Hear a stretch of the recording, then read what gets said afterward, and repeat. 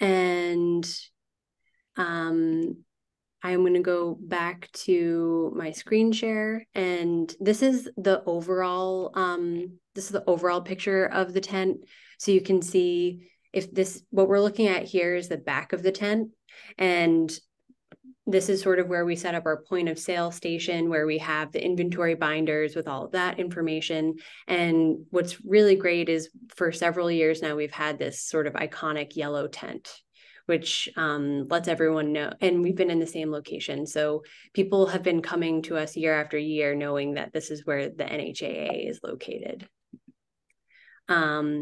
These are some additional images that I have. It's hard to tell which size. This to me looks like a small panel. I would say that Deborah Woodward's panel is small. That's a small panel. And there's not that much. There's not that much between the large and the small, but there's just enough. And one thing that Debbie always says is you never really know what people are going to go for. So I really do recommend thinking about having one large piece. If you're the type of artist that only works large, then go for it. But if you do have a diversity of sizes, that can be really appealing. And what's nice about it is this is your panel for the entire week. So as things sell, we have the two pieces that you bring that we have in our storage closet that we replace whenever a piece of yours sells. But we will be in touch if you do sell out or you need to bring in more replacement pieces, and you can continue to update your inventory and adjust based on what people are liking of yours. So Amanda, you're talking about the inventory. Is that something you'll be sending us the link to right beforehand, and then we put in what we're bringing plus two alternatives? I didn't seem to get that message. We will be sending you an inventory sheet because Debbie needs them to be able to create the labels that are going to be. Sure. Yeah. Or the labels are the artists create their own labels. The artist creates, and we can send you the template. So you set those up. But yes, she is going to need an inventory sheet. And I would think about it as Deborah on this panel, Deborah has 3, but she might have 2 more sitting in the storage area. So think about bringing a little extra so that it's readily available if by chance they start selling out fast. Yes. It's so hard to tell. Right. And the other thing is, we can go back to taking questions, but having a diversity of frames, or making sure that you're going with, some people might not like gold. It's nice to have a combination of the black frames with the gold, like Mary Claire has here.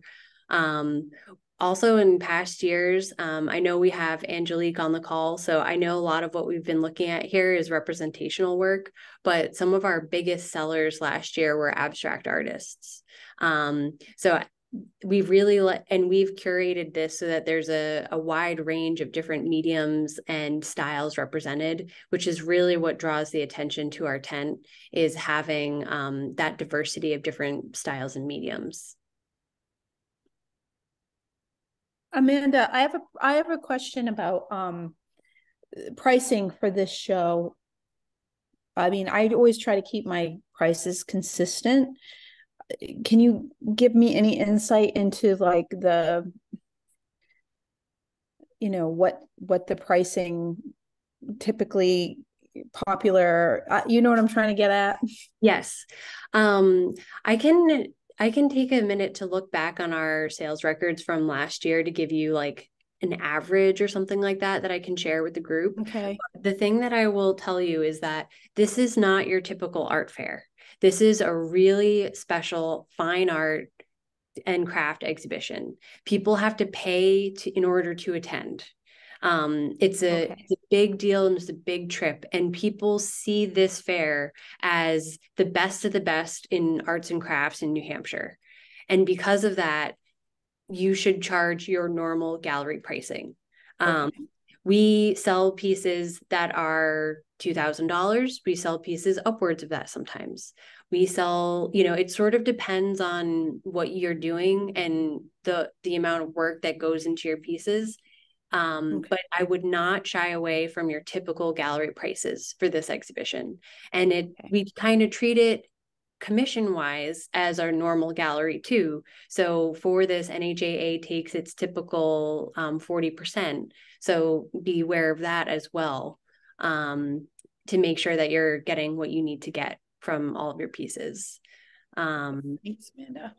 Yeah, of course.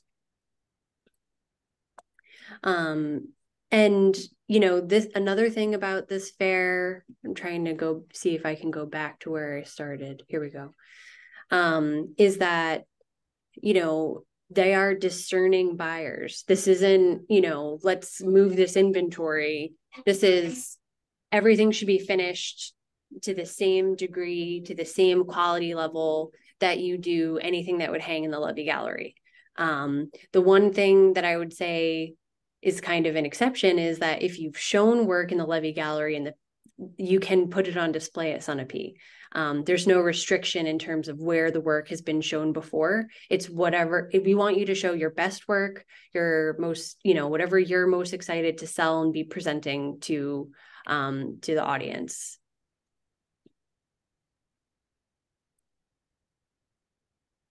Another thing, and I don't know if I have a great example of it here, but if you have a portfolio bin, you can definitely take advantage of that by coordinating the work that you have hanging on your panel with what's going to be in your bin. So if you are an artist that, makes, maybe you have some watercolor studies that are on the same theme of the larger framed works that you have, that can be a nice buy-in so that a patron might be interested in one of your larger works, but maybe they're not looking for that big of an investment, but they can maybe purchase a smaller work of yours that's on a similar theme.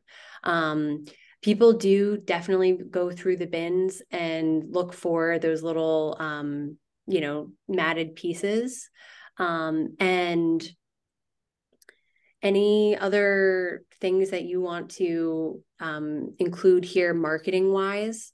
Something that's really nice is, you can print out your bio so that we have a binder full of everyone's artist bios on view for people to flip through.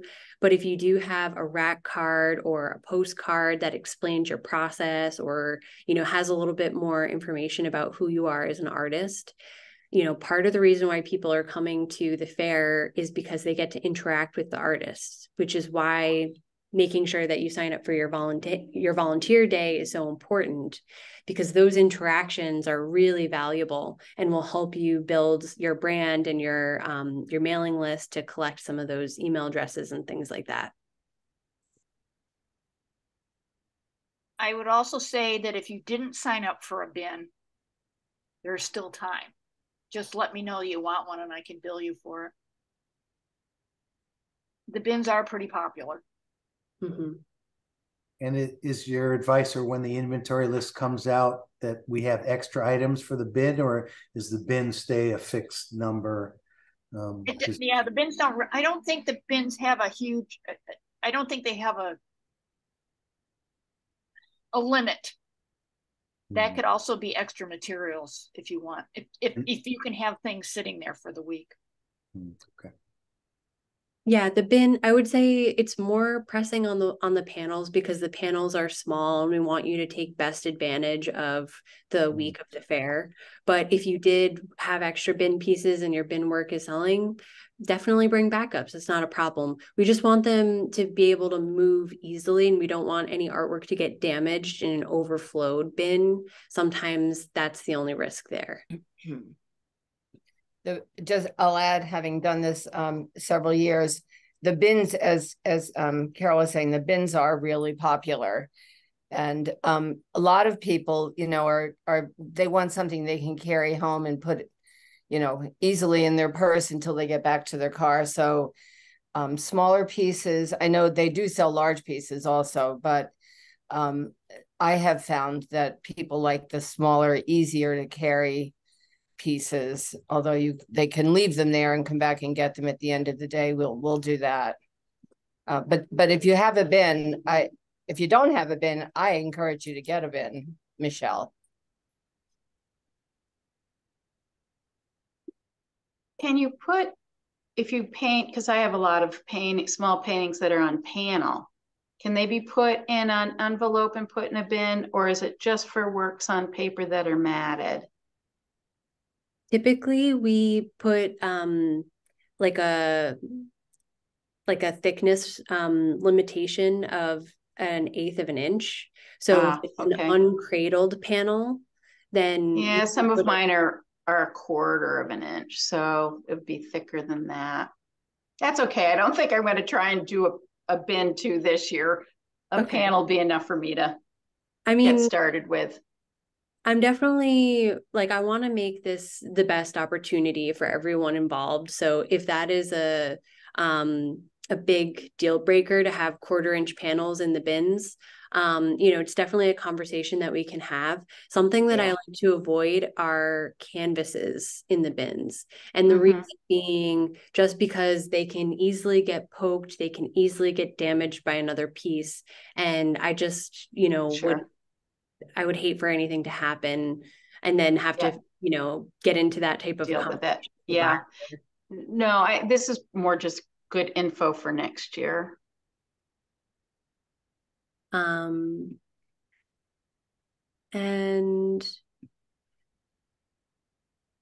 yeah, you can see almost every artist has one of these little, looks like Debbie has a basket here with her for her business cards. It seems like almost every artist has a little container to hold some some business cards or some additional information. So I really recommend taking advantage of that. And NHAA uses Canva for most of our graphic design, and it's pretty simple to put together an attractive business card or postcard.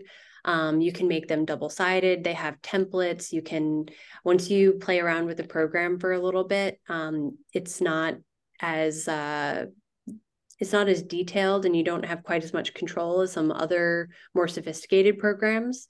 But for an entry-level graphic design platform, it's pretty effective. And if anyone would like to make something like a postcard with an artist bio, you can reach out to me and I'd be happy to help you with that. Was there any other image that people wanted to go back to reference? Or if not, then I'm going to stop sharing my screen. All good here. Okay. We can always go back to it too. This way we can just see each other a little bit more. So some other basic things to go over is when you're working at the fair, it is rain or shine.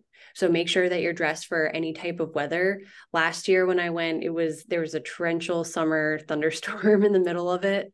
And the way that this summer has been going, there's been a lot of rain. So it's definitely, it can get a little bit muddy. You want to be comfortable throughout the day. Definitely check the weather and dress appropriately. It can also be really hot, so make sure you bring lots of water to stay hydrated. If you're sensitive to the sun and you plan on walking around to explore the fair, of course, you need your sunscreen and hat, all of that good stuff. There is food available at the fair, but it doesn't, if you are on if you have any dietary restrictions, it doesn't hurt to make sure that you bring your own food. So you make sure that you can, if you're gluten-free or something like that, you don't have to depend on whatever's there. And some of the feedback that we've received from previous years is how amazing it is to connect with all of the other artists at the fair. It's really a wonderful opportunity to network, not only with other NHAA artists, but all of the artisans that are going to be exhibiting throughout the entire fair. So make sure you take some time to enjoy that aspect of it while you're doing your volunteer shift. There are two of us that are on any given shift, is that right? So we are hoping, depending on how the schedule works out, that we might even have up to 3 people per day. And I have the Sign Up Genius I pulled up so that we can go over that. Maybe that's a good next step, just to go make sure everyone's on the same page with that.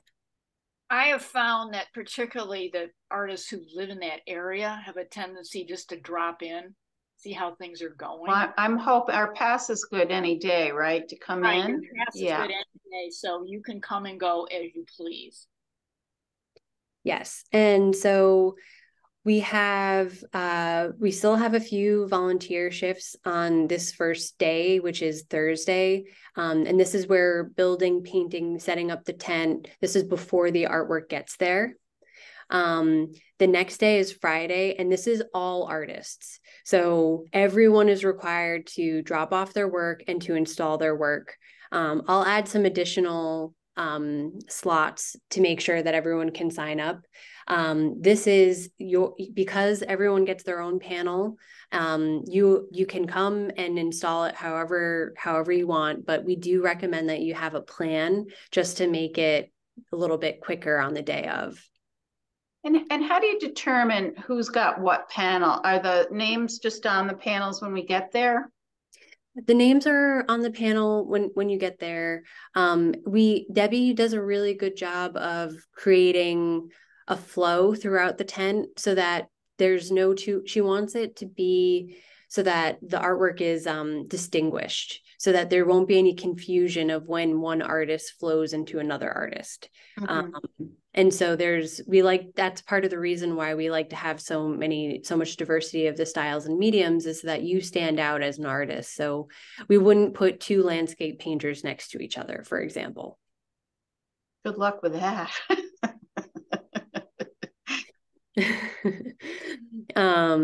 Yes, always a challenge. Yeah. And you can see the weekend shifts so far are really popular. So the first weekend, we put 4 volunteer shifts for weekends because those are the busiest days. And if you live in the area and it's convenient for you to check out the fair this weekend, highly recommend it, because we might need an extra set of hands wrapping artwork, talking to people, all of that. So even though the volunteer slots are filled, it doesn't mean that you can't drop in. And then during the week, we have 3 volunteer shifts, or we're looking for 3 volunteers per day, which we don't expect quite those same large crowds. So we still have some of these weekly shifts open. And Thursday, the 10th, is wide open. I haven't signed up for my shift yet, so I was thinking that I might sign up for that one. But if you haven't signed up, please take a look at some of these shifts that are a little bit more sparse with the amount of volunteers that we have, because we could really use the help on those days. You don't ever know what day of the week is going to be busy. You just don't know. Yeah. And they don't have any special theme days, right? I think a long time ago they used to do that. I don't think they do any longer now. Yeah, I didn't see any on their website. And then, of course, everyone is responsible for picking up their work at the end of the fair. And if you do want to coordinate with another artist ahead of time, you may do that, but you do have to communicate that information to Debbie, Carol, and I ahead of time, so that we're not like, where did this art go? Who signed it out? We want to, if you have a proxy coming, totally great. I might ask one of you to help me out. But this is just, we just need to know so that we don't end up in any liability situations. And I have to say, you're not allowed to take anything till after the horn blows at 5 o'clock. So no one can take their work earlier. Also, you cannot bring your car up to the tent until after 5:30. So we are close to that main parking lot. And if you're parked there, you can carry your stuff. But if you're thinking you're going to put it in your car, you have to wait till 5:30. Yeah. And they are very vigilant about that. Yes. And these are rules that are put forward by the league, not NHAA. And because we are exhibiting at the fair, you know, at the request of the league, we really have to play by their rules. I also wanted to just bring up the prospectus again. Just there's a lot of great information in here. And if you had a question about anything specific about the times, we put here, Thursday, August 3rd is the day we move, assemble, paint. So that doesn't count as one of the volunteer days. There's a lot of great information in here. So you can always look back on this as a reference.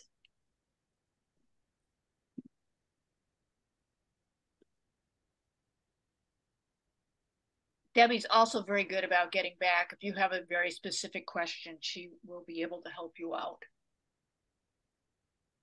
Would it be possible, and forgive me, but this is just so new to me, to just kind of walk through, let's say, we've got 3 volunteers. I presume we're kind of being friendly and answering questions. And then someone wants to purchase a piece.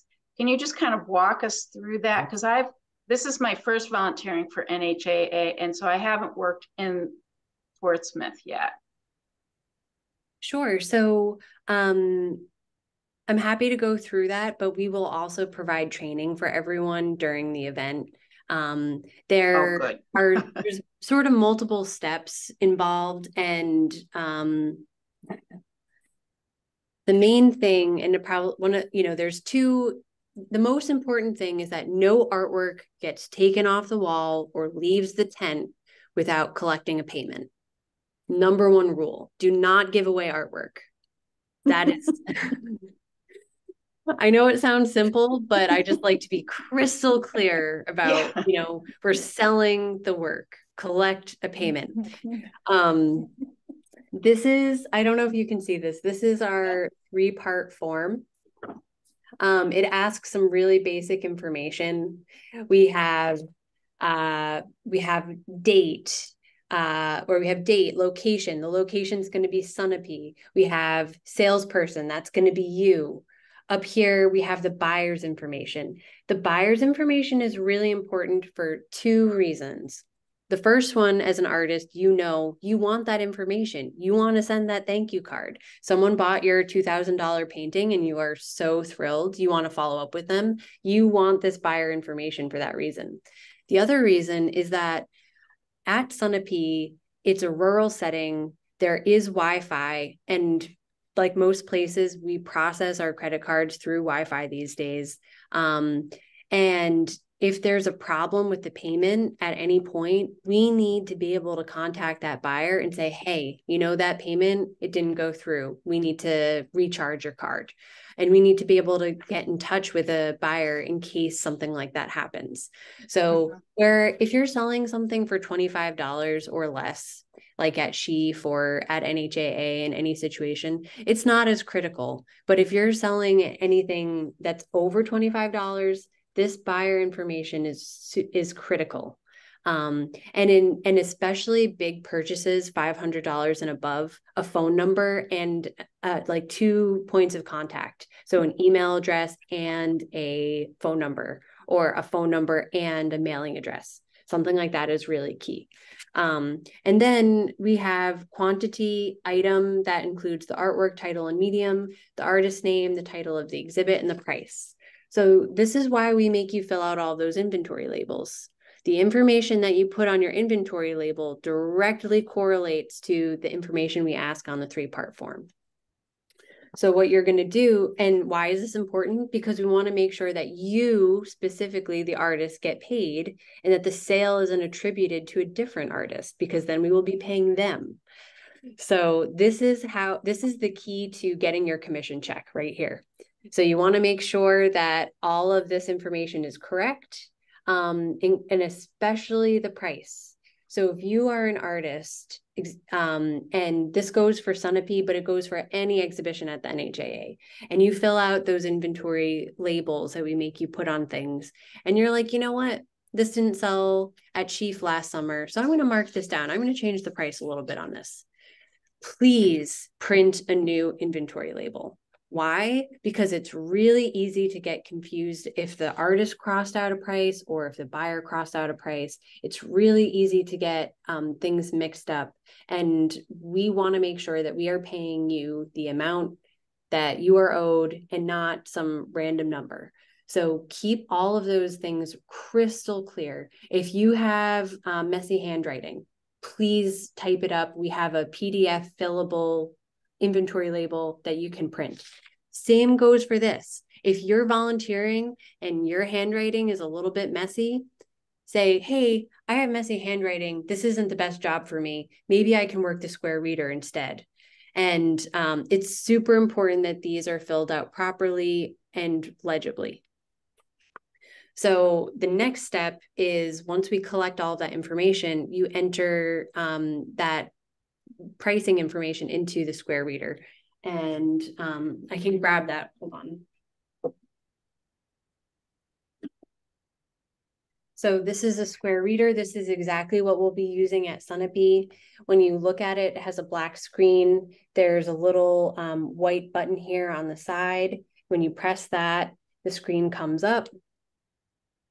It's kind of like a calculator. It has, you know, some numbers. So let's say we sell a painting for $1,000. So you see there, we have $1,000. Then right here, there's this little button that says plus note, which I just pressed. Now, we just want to make sure that those artists that are selling work, that they are getting paid, right? So take an extra 30 seconds to type in a little note here that says Sunapee, and say Angelique Loro sold a painting. So I have Sunapee Loro. I'm not sure if you can read that. I apologize. I wasn't. That's okay. That's can still hear it. very helpful. Yeah. You can hear it. Now I hit this blue button that says save. And now this $1,000 charge is earmarked with that specific sale of that piece. And then if they wanted to add an additional item, you would hit this plus button and say they want to buy a print from a photo of Howard's. Well, I'm going to say that's $45. And now we can add another note up here at the top. And I would write Sunapee. Why didn't I get the $1,000, Amanda? I have your inventory sheet for your solo show right now, so I know the cost of everything. So Sunapee, Muscat, save. Now it'll be really easy to connect this sale to when we do all of the accounting, and then that helps us to get you your commission checks faster. Now we have the blue button here, review sale. We're going to hit that. We see our 2 items come up. That looks great. We're going to hit charge. And then this is the part where it says confirm and pay. You're going to hit that. And then the buyer can now tap their card. They can do Google Pay, Apple Pay. They can insert their card. You can even swipe it. It does everything. And if you don't see an option on the screen right now, then you would hit this little arrow and it takes you back. And this is where, believe it or not, you can process gift certificates, cash, all that kind of stuff. And there's a full menu with a list of different options that you have on right there. Then checks are taken with ID. With ID, phone number, everything needs to, like, we need to be able to drive to their house the next day if it doesn't clear. So if they're paying with a check, I prefer them to be a member or prefer them to have some connection to NHAA. These days, we don't really get a lot of checks. And I, definitely go with your gut instinct on things like that. If your gut is telling you this seems super sketchy, then definitely talk to Carol, myself, or Debbie. The three of us will always be at the tent at some point. And so you clear it with one of us, and we'll be like, yeah, I know this person, no problem. Or you're right, this is super sketchy. Can they pay in another format? Can they give us a credit card? And we'll take it from there. And the gallery is also always reachable by phone. So depending, most of the time, Sunapee opens at 10. So there's that 1 hour in the morning where it might be better to reach me on my cell phone if you're in a crisis situation and you really have no idea what's going on. But if there's anything throughout the fair, you will have Debbie's phone number, you'll have my cell phone, you'll have Carol's number, and you can always reach out to the three of us. I will say that service up at Sunapee is not great. Those of you that live in that area, you might have a different provider that has better service up there. So it is something to consider. Like, I know that when I'm actually volunteering, my phone will not be good. But the credit card payment thing will be strong at all times? Yes. And what's really great about the Square Reader is that it can process sales without being connected to the internet. So it logs and saves all of that information. And then whenever it gets reconnected to the internet, it processes all the sales. Oh, that's I good. think you'll find a lot of people use cash up there. I think they kind of budget how much money they're going to spend at the fair, and they just get cash. So you'll see a lot more cash than you traditionally do. And we'll have a cash procedure, of course, and a place for them. And there's an ATM machine there if people need cash. So yes, exactly. The one last thing with the Square Reader that I want to show you is down here, there's a little section called transactions.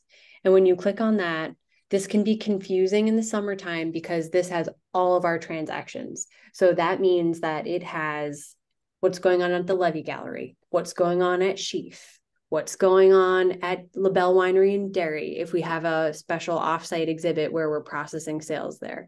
And it also has what's going on at Sunapee. So if you've gallery sat before and you're used to going back and printing an additional receipt that you staple to the 3-part form with the inventory label, you might get a little bit confused because you're like, wait, I didn't just sell something for $12. That must be happening at Sheaf. So then you would go down and you would hit the one that's for $1,500 and you'd be like, that's what my sale is. So something to keep in mind is that when you hit transactions, this is all NHAA Square transactions, not only Sunapee. This communicates with the other Square readers, and we have 3 of them for our 3 main summer events. So please keep that in mind too. Amanda, it's Martha. I have a question about receipts. Sure. In terms of handing a receipt to the patron or the buyer, do you have a printer there that prints one out? Or yeah, okay. So 2 things. One is that there's 3-part form. Why is it called 3 parts? Because there is a white, a yellow, and a pink. So there's why do we need 3? The white one goes to our accountant to process the sales. The yellow one goes to me so I can keep track of all of the sales and make sure that the artists who, get paid their commission. And then the pink receipt goes to the buyer.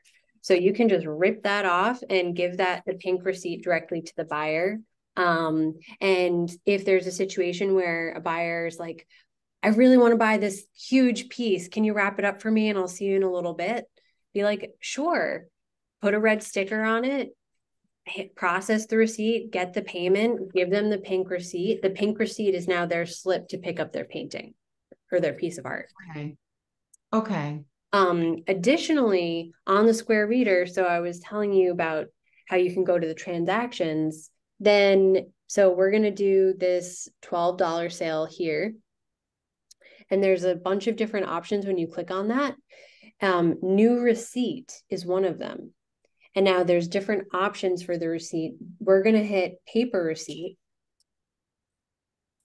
And there we go. So this would get stapled to the 3-part form, but And then once the buyer makes their transaction, you also get the option for what type of receipt they want.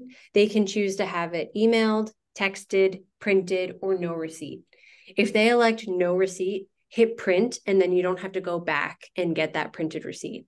If they want it texted, it might already have their email, it might not. So you can go in and make sure that they have, they might ask you to input their email address or their phone number.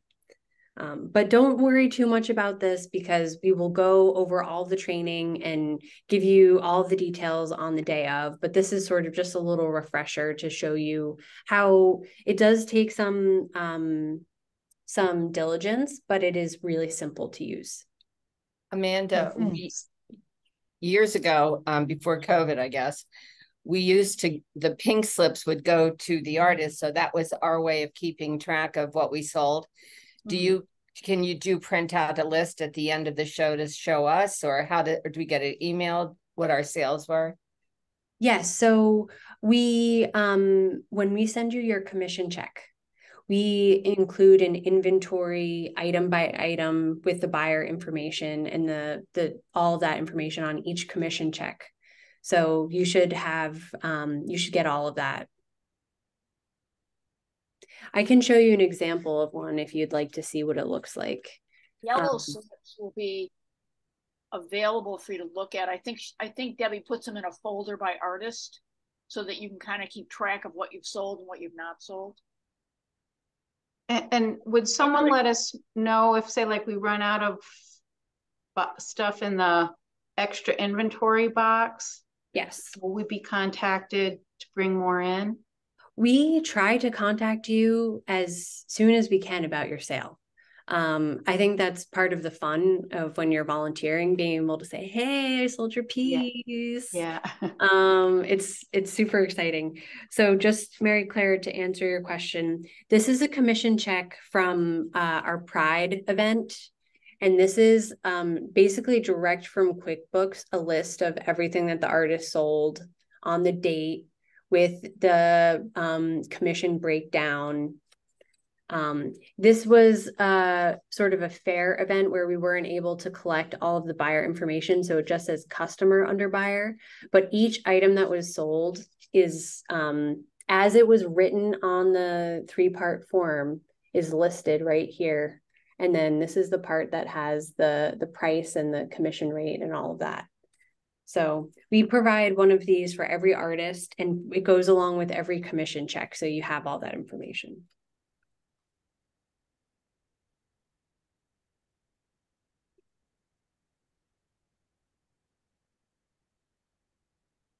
Are there any other thoughts or questions, concerns, things that we want to cover? Mary Claire, you have so much experience doing Sunapee. Any words of wisdom that you want to share with the newbies? So the day of setup is, every time I've done it, it's been like extremely hot.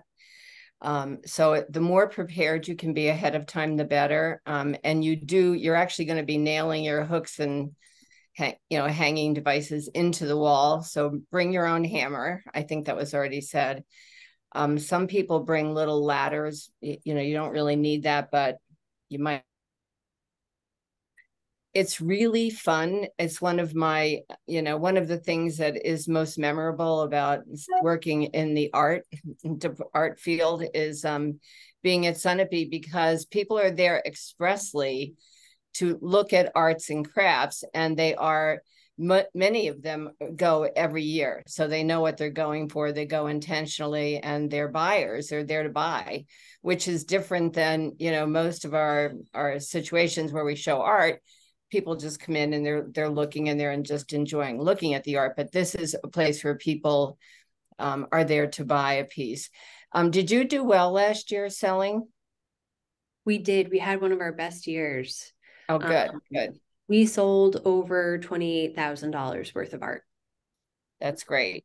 And it really, as Carol was saying before, there's no rhyme or reason to which day that people come in buses, from, I don't know where they're coming from, but it's a destination for a lot of people in the summer. And so There are days when it's crowded and everyone's working furiously, and then you'll have an afternoon where there are 3 people walking through. So there's no, it's not, it's like anything else in life. You can't prepare for it as far as how busy or how many sales you'll make, but you can expect to really have a good time and to meet all kinds of interesting people. It's really fun. And then we always take turns and let whoever wants to go out and walk around the park do that and grab some food or take a look at other crafts, and then get a break and come back so that we can see what's there. Every year I buy earrings, which I plan to do again this year. It's a very cool fair if you haven't been there before. It's really fun. We expect the league will send out a newsletter every day about how many people attended, and that's usually between 3,000 and 5,000 a day. A lot of people. Kind of depends. The first weekend is always busy. The weekends are always busy. The Saturday and Sundays, either the beginning or at the end. Those are always the busiest days. But sometimes, Wednesday is a really popular day, and the weather really plays a big part for this. If it's rainy, that dampens. But some people just go out there and trudge through the rain anyhow, because that's when they're coming and they're going to do it. Yeah, and question. Go ahead. Can we revisit the 1/4-inch panels? Because that's what a lot of my bin work is on. Yeah, and like I said, I just want to prevent artwork getting damaged. So that's the only reason for the restriction. I would say that and what's really nice about doing Sunapee is that you are responsible for your own bin. Everyone gets their own portfolio bin if they decided to purchase one. And so because of that, I might, if you have some works on paper and some works that are the panels, I might think of putting your own divider, maybe a piece of mat board that is labeled or a piece of foam core or something like that to help protect the works on paper from the 1/4-inch panels. Because if you're working, say you have a matted print that is 11 by 14, and you also have an 8 by 10 small little panel, the corner of that smaller piece can so easily damage your paper. So what I was going to do, Amanda, is I have white backer board. I'm going to use temporary tack to tack the panels onto the backer board so they look like they're on, ready to frame or whatever. Yeah. And then they'll be in a cellophane, so they'll be pretty protected. Okay. I'm fine with it. I just don't want damaged artwork. So, it seems like you put a lot of thought into the way that you want to display those, and I'm happy for those to be in the bin. Okay. Yeah. The damage for my work is like character. If it gets a scratch, I love it. Like, if only we were all so lucky. Not so much. Yeah. I just wanted to make one last comment about how important Sunapee is to so many other artisans and crafters, is that there are members of the league who make 75% of their income in the 9 days of the fair. And you will get to meet a lot of these people that vend at the fair. And, this was like the biggest event. They work for sometimes 11 months to create enough inventory to be able to sell at the fair. This is a huge, huge deal for a lot of people. I think one of the great things about the way that NHAA provides this opportunity is that it's spread around to so many different artists, so that none of us have to work quite so hard as to fill the entire tent, and we don't have to staff it completely for the entire 9 days, because that would be really exhausting. But that it's a way for all of us to be able to participate in the fair, to show our work, to get in front of that art buying audience that we all want our work to be seen by. But it's on a smaller scale than the members of the league who have their own booth. And this is really like a huge deal for them. And you'll see everyone who has a badge that will say artist, they will be like, oh, how'd you do? How's the NHAA tent going? It's very community oriented and very friendly. Like what Mary Claire was saying, it's a really great way to network and connect with other people and to share knowledge. It's a really special thing. Amanda, I know in the past NHAA had some people who were plein air painting during the fair. Is that anything that we're doing this year? Yes, Debbie is going to be coordinating that. So if you're interested, you can definitely shoot her an email. Okay. We have been invited to paint at the fair this year. Great. I did that last year. It was a lot of fun. I wasn't in the show last year, but I plein air painted and it was awesome. Also tomorrow, I mean, I know that it's back on the seacoast, but tomorrow we're having a plein air event. We're painting in Prescott Park, and then we're doing a little pop-up wet paint sale at the Sheaf Warehouse. Amanda, it's Martha again. I had a question about theft. And, do you ever encounter people just kind of taking things off the panels on their own? Is there any sort of instructions to the guests that say, if you want to buy something, see one of the artists or something like that? Just so people aren't kind of taking things off the panels by themselves. I'm just not sure how that works. And do we have to be really careful about theft? Have you ever had anything stolen in the past? That's a great question. Carol, I wonder if you can chime in on this one. I don't remember anything specific. The thing is you're going to be walking around this tent to greet people, talk to people, and keeping your eyes open to that. 9 times out of 10, if somebody wants to buy something, they'll come up to the desk and say, I'd like to buy one of Mary Claire's paintings, and you'll go and get it with them. For $2,000. I was going to say that was $1,000 one. We circulate all the time, and and we talk to people. It's part of the fun. So all the times I've been there, there's never been anything taken that I'm aware of. People it's a really fun group of people. I mean, they're there to have fun. This is like as I said, it's a destination event for them. So, they tend not to be the art thief type so far. So we're not going to have to tackle the perps.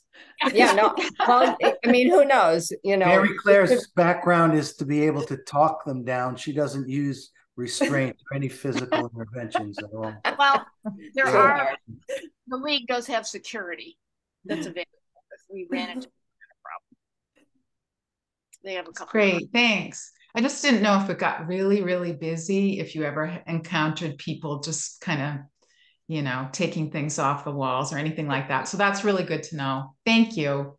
And that's also something that at the onset of every volunteer shift, they're like having good communication between all of us who are volunteering is really important. So being like, hey, I've been on my feet all day and I am getting tired. It's time for me to take a break. Or, oh, I'm gonna make sure that I'm gonna cover this side of the tent. Can you cover that side of the tent? Or, again, what I said about the gut feeling when it comes to accepting checks, that same thing is like if you're getting like really negative vibes and feeling like someone is maybe not being respectful or, just kind of coming up on your radar, that's like the type of person that you want to say, hi, welcome in. Do you know about the New Hampshire Art Association? Let me tell you, this is my art. What do you think? Rather than having being quiet and maybe kind of like silently judging a person, the goal for New Hampshire Art Association always, and also for the league, is to be welcoming, to make sure that people are having a good time.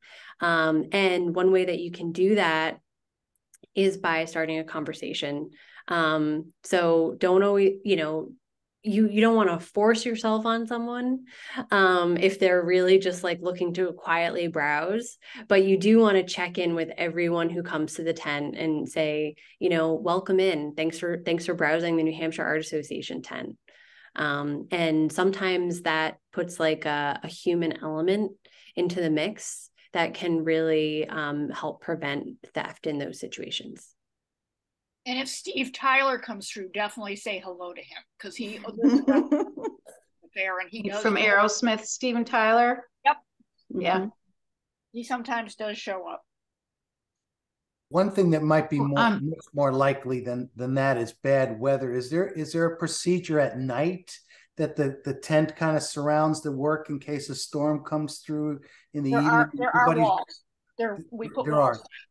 So there may be a procedure that we have to learn to do to put those walls down when we're close. Pretty simple procedure. You just let them go and they go down. So yeah, perfect. Perfect. Yeah, that would Debbie's more with storms than theft. And Debbie is very Debbie's there, yeah. So I mean, she kind of oversees everything and makes sure everything's buttoned up at night, and perfect. She's wonderful. She usually takes the money home with her at night, just for if there's any question about that. So. And this isn't like a little pop-up 10 by 10 type of tent. This is like a big event tent. It's staked. It's really well secure. The league has to get a lot of insurance to make sure that everything's covered. And so I do believe that, and if you have your own personal insurance policy that you want to take out to protect your artwork that would be on view, you can do so. Amanda, you had mentioned earlier that we should always take the payment first before we take the artwork off the wall for the sale. But let's say someone comes in and says, I really want to buy this painting, but I've got to run to the ATM. Mm-hmm. In the meantime, someone else comes up and says, hey, I want that painting.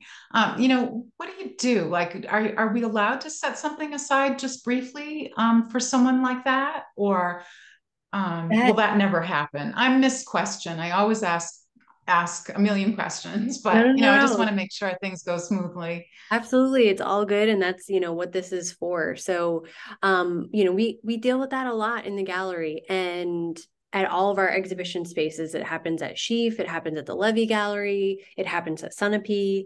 And we don't have a firm policy about it, but I think it's really important to communicate clearly with the buyer. So what I would say if I were in that situation is, you're putting me in a really difficult position because I understand that you love this piece and I want to sell it to you.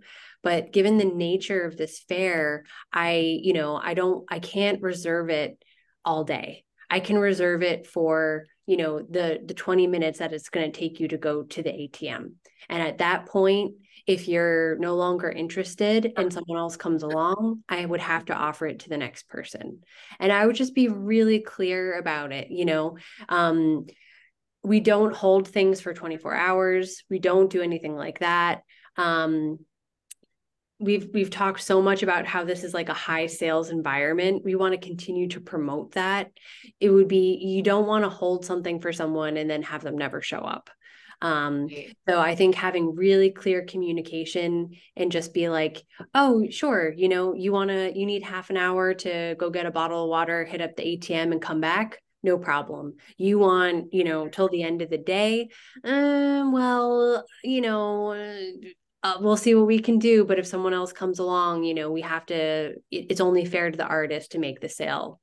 If they're hemming and hawing, then you gotta, in those moments, what I like to do as a sales tool is to educate the buyer. So I would say, I would look at the artist's resume. So if it's your work, your story. But if you're selling another artist's work, go to their bio, look at their resume, which will be on file in the binder. Be like, this artist has just won an award. They are recognized for their work. They've had their own solo show at the Levy Gallery in Portsmouth. They've, been involved with the NHAA, for X amount of years. it's never like, sometimes you don't really know what is that little thing that's preventing the buyer from just saying, yes, I'm taking it home. So you can kind of use this as, this is like a little bit of sales training, I guess, to think about, do they need to be validated and think that they have good taste? You can say something to them like, I've had my eye on this one, and this has been a really popular piece today. That will validate them and be like, oh, other people like it. Maybe that's something that they need to hear before they're willing to buy the trigger. Other people care about like the value or the investment.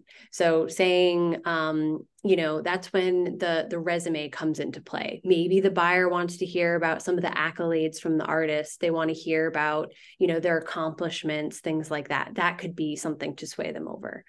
Another factor could be the like, oh, I love it, but I don't have space, or, things like that. You don't have to go too deep into that one, but, I like to kind of be a little bit playful and fun with my sales pitch. So I might be like, there's nothing worse than regretting buying that perfect piece. I might also say something about like rotating their art collection, or how, I'm sure that you guys have lots of things that, come to mind in those situations as well. But if someone is really on the fence like that, rather than saying, oh, I'll reserve the piece, you can come back later, figure out what their holdup is and have a conversation with them about it, and think about it as a sales moment where you can help to sway them one way or the other and help them make the decision. Okay.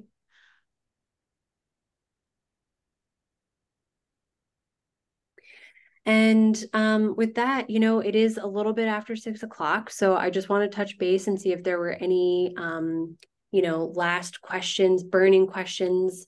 We will be here throughout, we're always here for you. So feel free to call the gallery, send Carol and I, or of course, Debbie, an email. If you had a specific question for Debbie, I'm sure she'll get back to you right away. And I'm not sure if we shared all of the email addresses for everyone that's going to be participating in Sunapee, but I can make a Sunapee artist directory. So if you do want to chat with other artists that are participating, I welcome you to do that. It's always fun I feel like it's for me, one of the biggest advantages of being part of an organization like the NHAA is having a network of other people to connect with and pick their brains. Yeah. All right. Well, I'm so excited that you all are participating, and I think this is going to be another great year at Sunapee. And I can't wait to see the show when it's all installed. Thanks for all you do. Thank you very much. Thanks, Amanda. Thanks, Carol. Thanks, everyone. Thank you. Thank you, everyone. Right. See you next See you in month. Sunapee. Thank you. Bye-bye. Bye-bye. Bye-bye. Bye.